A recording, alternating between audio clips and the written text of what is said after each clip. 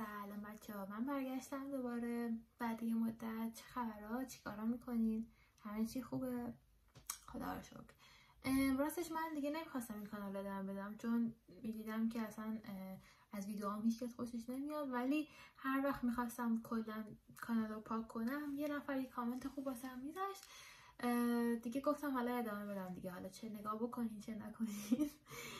خلاصه امروز میخوام براتون در مورد این صحبت بکنم که چطوری یاد بگیریم. این چیزی که میخوام بگم بر اساس کتاب سوپر لرنینگ هستش، نوشته پیتر هالینز، که به نظرم نکته‌ای که توش بود خیلی جالب بود. خیلی شاید میدونستی، خیلی هاش زیاد بهش دقت نکرده بودیم. من تصمیم گرفتم که همه‌شو توی یه ویدیو به صورت نکته‌وار براتون توضیح بدم، چون خب وقتی بدونیم چطوری باید چیزای جدید یاد بگیریم کارمون سریعتر پیش میره دیگه. من در مورد این یه مقاله‌ام، یعنی یه آرتیکلم نوشتم که لینکش رو میذارم توی دیسکریپشن اگه خواستید اونجا من حمایت بکنید. پیتر هالینز یه روانشناس معروف است، روانشناس و نویسنده معروف است. کتابش بستسلر بوده و به خیلی از آدم‌ها کمک کرده که به اون موفقیت هایی که میخوام برسن و تونسته که بالاخره کمکشون کنه ارتقای شخصیتی داشته باشن. خب بریم سراغ نکته‌هایی که توی کتاب بود و به نظرم از همشون مهمتر بود. اولش این هستش که ما باید توجه داشته باشیم که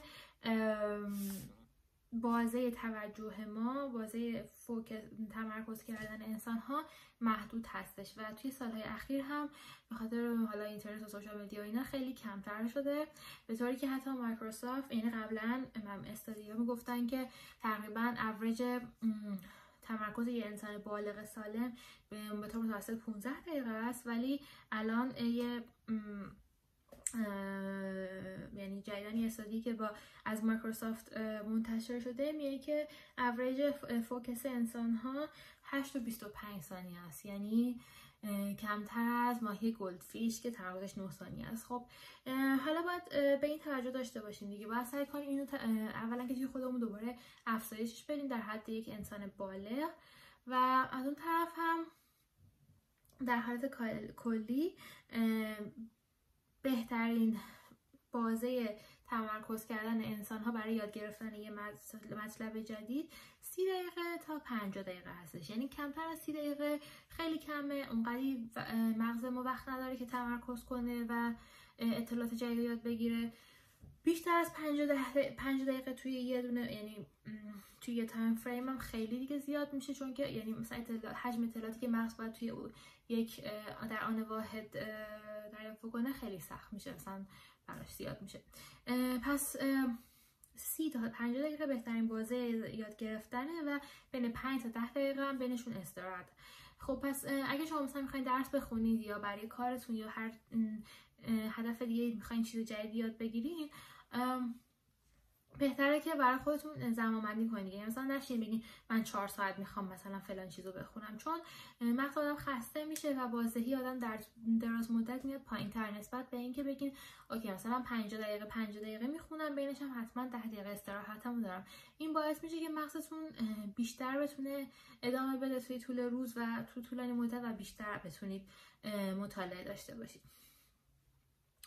و از اون طرف هم توی سال طرفای 1950 یک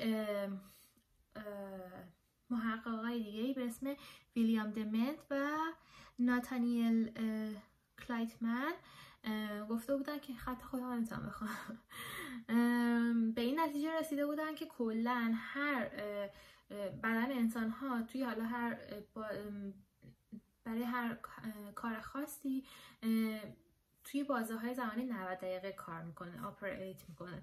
یعنی اینکه شما حالا یا اون این یه استادی میگه 30 تا 5 دقیقه، یکی میگه 90 دقیقه، ولی همه سر این موافقن که بیشتر از 90 دقیقه دیگه نباید یه چیزی طول بکشه، چون واقعا دیگه آدم خسته میشه. و از اون طرف هم حالا درسته که یکی میگه 90 دقیقه، یکی میگه 30 تا 50 دقیقه، ولی کلا نتیجه همه اینا اینه که استراتژی آدم واسه یاد گرفتن یه چیز جدید باید این باشه که اونو به قسمت‌های کوچیک تقسیمش بکنن و گفتم دیگه توی بازه‌های زمانی به اندازه اونو مطالعه بکنن یا اون مهارت جدید رو یاد بگیرن، حالا هر چی که هست. از طرف دیگه یه نکته دیگه که توی کتاب هست بهش اشاره شده، میگه که پلن کردن از قبل خیلی نتیجهش مهمه و نتیجه زیادی داره. یعنی که شما مثلا اول هر ترم که شروع میشه یا چه میدونم اول هر پروژه‌ای که شروع میکنین روش کار کردن، بهتره که از قبل براش پلن بذارید، از قبل براش یه زمان مشخصی تعیین بکنید و مثلا اگه کارتون یه نفر هست، یعنی خودتون مثلا میخواین درس بخونید، آسون ترینش رو من میگم دیگه، چون آسان ترین مثالش همینه، چون اگه قرار درس بخونید خودتون اولا که بدن خودتون رو بهتر میشناسید. هر کسی مثلا یه نفر صبح بهتره یادگیریش، یکی شبا بهتره و هیچ قانون خاصی هم وجود نداره. واقعا آدما با هم دیگه فرق میکنن و خب خودتون میدونید که کدوم زمان از روز شما بهترین بازدهی رو دارین. اون زمان رو بذارین برای اون یاد گرفتن اون مطلبی که خیلی براتون مهمه و گفتم مثلا اول ترم، اول پروژه یا هر چیزی هست، برای خودتون توی تقویم، حالا دیجیتال، نمیدونم تو کاغذ، هر چیزی که خودتون انجام میدین باش راحت هستین، حتما براش اون تایم رو بلاک کنید که مخصوص فلان کار باشه و اونو حتما سعی کنید که بهش پایبند باشین. اینطوری خیلی سریعتر از اون چیزی که فکر میکنین به اون هدفهایی که دارین میرسین. و مثلا چیزی که در این رابطه و نکته قبلی من خودم خیلی ازش استفاده میکنم، به نظرم خیلی خوبه، پومودورو تایمر هستش که دیگه پر توی اپاش هست، نمیدونم توی یوتیوب ویدیوهای مختلف هست که میتونید ازش استفاده بکنید.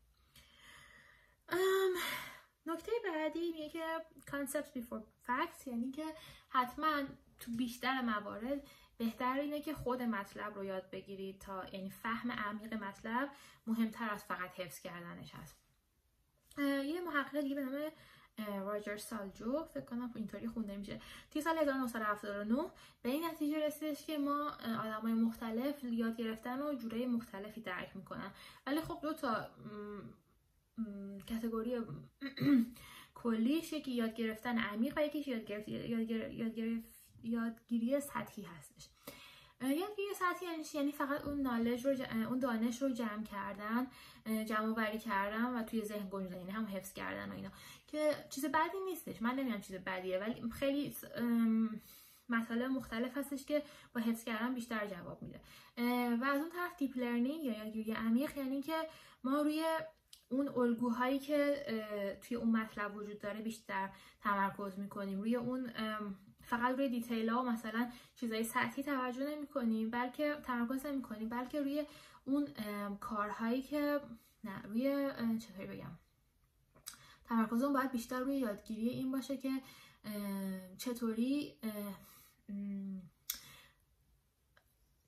اطلاعات مختلف، اینفورمیشن های مختلف به هم توی اون موضوع خاص به هم دیگه ربط دارن، چطوری اون چیزایی که ما جدید یاد میگیریم و میتونیم به اون چیزایی که از قبل میدونیم پیوند بدیم و بینشون ارتباط برقرار کنیم و چطوری میتونیم از این مطلبی که جدیدی که داریم یاد میگیریم در واقع استفاده کنیم. مثلا من فلان فرمول رو دارم مثلا توی فلان کتاب مهندسی میخونم، چطوری میتونم توی مثلا پروژه‌ام واقعا اونو پیاده بکنم و ازش استفاده بکنم. این یادگیری وقتی که شما یاد میگیرین، چه این یه چیزی که آدم باید توی خودش رشد بده، یعنی اینطوری نیستش که وقتی یه نفر به دنیا میاد میدونه که باید اینطوری مطالب رو بفهمه، بلکه این یاد گرفتن رو بروش کار بکنی، این مدل یاد گرفتن و جالبش اینه که وقتی شما یاد میگیرید چطوری یاد بگیرید اینطوری، یعنی چطوری درک کنید، خیلی مطالب جدید رو میتونید راحت تر یاد بگیرید. یک، دو اینکه هر مطلب دیگه هم که بدم بهتون که اولش به ظاهر با اون رشته‌ای که مثلا خوندین زیاد مرتبط نباشه، ولی شما دیگه یاد گرفتین چطوری اون الگویی که پنهان شده توی یه سری دیتا رو چطوری بفهمین و این باعث میشه که همه چی رو بتونید ساده‌تر درک کنید و به اون لول پروفشن چی میگن، به اون لول خوبی که مثلا حرفه‌ای که باید سریعتر برسین. و این که باید نکته بعدی اینه که باید شما اینو متوجه باشید که یادگیری، مثلا یادگیری مطالب جدید با خسته شدن و مثلا چی میگن، ناامید شدن و اینا همراهه. یعنی که مطالب جدید خب یادگیریش سخته دیگه، درسته؟ یه چیزی هست که شما هی مثلا میخونی نمیفهمی، یا فکر کردی یاد گرفتی ولی نه یاد نگرفتی و خب سخته. آدم مثلا ممکن ناامید بشه، ممکن بگه مثلا خب چرا نمیشه. این عادی هستش، اینو باید متوجه باشین که این کلا پروسه یاد گرفتن هست و این خیلی عادیه و باید باش کنار بیاین. و موقعی که شما به اون نقطه میرسین که میخواین از ادامه دست بکشید، نباید این کارو بکنین. باید خودتون رو سعی کنین که منطقی فکر کنین و متوجه باشین که این پروسه عادی هستش و اگه خب مثلا یه کار خیلی آسون بود که دیگه برای شما جدید نبود دیگه، یاد گرفتن معنی نداشت اینجا. حالا یه نفر به نام، یعنی یه محقق به نام مانو کاپور در مورد productive failure می صحبت میکنه، یعنی شکست productive، که به این معنا هستش که ما اولا که شکست چیز خوبیه توی یاد گرفتن، باید اینجوری ببینیم که چیز خوبیه، چیز بدی نیست، چون به ما چیزای جدید یاد میده. به ما یاد میده که خب بفهمیم، بتونیم آنالایز بکنیم، ببینیم کجا چی اشتباه کردیم، کجا اشتباه کردیم، چطوری میتونیم اون اشتباه بهتر کنیم، یا دفعه بعد چطوری میتونیم فلان کار رو بهتر انجام بدیم. اینا همه دیتاهای خیلی ارزشمندی هست که میتونیم ازش استفاده بکنیم تا توی آینده بهتر بتونیم برنامه‌ریزی بکنیم. و از طرف دیگه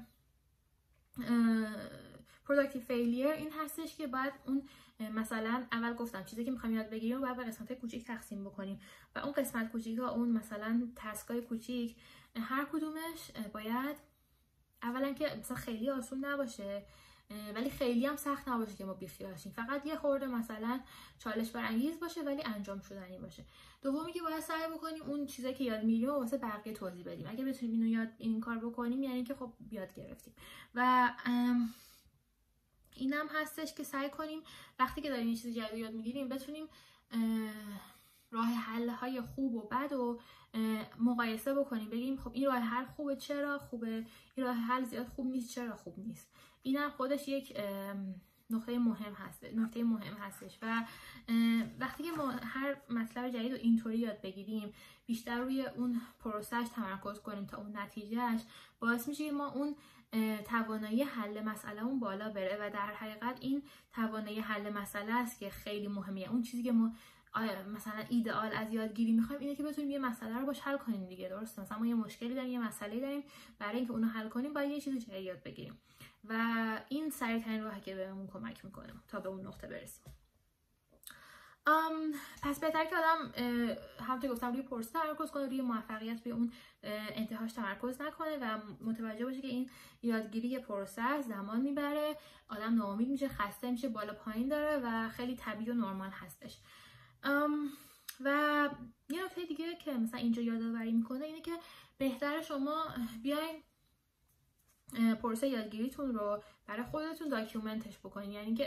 یعنی که مثلا جورنال نمیدونم یادداشت، هر جوری که خودتون دوست دارید، ولی برای خودتون ثبتش بکنید که مثلا فلان روز این کار کردم، فلان روز اون کار کردم. و شاید آدم وقتی داره یه چیزی رو یاد میگیره توی مثلا پریود روزانه زیاد متوجه نشه که داره پیشرفت میکنه، ولی وقتی توی چند هفته یا توی چند ماه نگاه میکنین قشنگ متوجه میشین که واقعا پیشرفت کردین، نه اینجوری نبوده که همش بیان پایین. و این باعث میشه که شما دوباره انگیزتون بره بالا و ببینین که این همه تلاشی کردین الکی نبوده. و نکته آخر اینه که بله دیگه همونطوری گفتم یادگیری قراره که مثلا یه خورده سخت باشه، زیاد راحت نباشه، چون اگه راحت بود که خب دیگه چیز جدیدی نبود که ما بخوایم یاد بگیریم و همه این پروسه ناامید شدن، بالا پایین رفتن و اینا همش نرمال هستش و ما باید سعی کنیم که اینو قبول بکنیم و حتی با آغوش باز بپذیریمش. و اگه این کار رو بکنیم هم یادگیریمون خیلی سرعتش بالا میره، هم قدرت فهممون، قدرت درکمون عمیق‌تر میشه از مسائل. خب اینا این نکته بود که من براتون یادداشت کرده بودم از این کتاب. امیدوارم که دوست داشته باشین. اگه شما ایده دیگه دارین یا نظر دیگه دارین برام کامنت کنید. دوستتون دارم. فعلا خدافظ.